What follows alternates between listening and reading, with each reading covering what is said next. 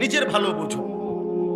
যে ছেলেটা তোমার প্রতিনিয়ত গুনার কথা বলে, অশ্লীল কথা, অসভ্য কথা, কখনো মোবাইলে উলঙ্গ ছবি দেখায়, নাচ দেখায়, নর্তকী দেখায়, কোনো মেয়ের সাথে অবৈধ কাজকর্মের কথা তোমারে ঘটনার মতো মজা করে শোনায়, তুমিও মজা পাও, কসম আল্লাহ ছেলে তুমি মনে রাখো ওইটা শয়তান,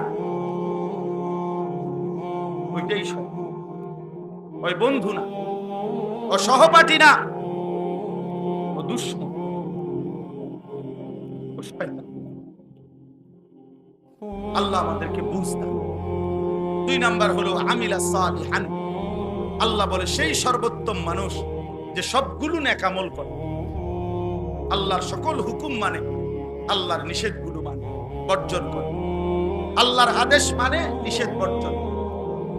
আমলে সালেহ ওযু, গোসল, নামাজ, রোজা, হজ, যাকাত, জিকির, তেলাওয়াত, দান, সাদাকা ইত্যাদি। আবার ওইদিকে চুরি, ডাকাতি, মদ, জুয়া, জিনা, ব্যভিচার, সুদ, ঘুষ, বেহায়া, বেপর্দা, ছিনতাই, রাহাজানি, লুণ্ঠন, অবৈধ সম্পদ দখল, এই সব গুনাহ থেকে বাঁচে। আল্লাহ বলেন সেই সর্বশ্রেষ্ঠ মানুষ, সর্বশ্রেষ্ঠ মানুষ।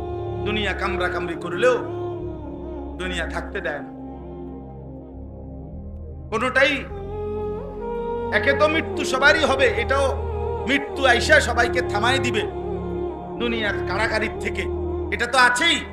আর জীবিত থাকলেও আল্লাহ তাআলা দুনিয়া নিয়ে বেশি বাড়াবাড়ি করলে শরীর, স্বাস্থ্য, জীবন, যৌবন, ক্ষমতা, প্রভাব, প্রতিপত্তি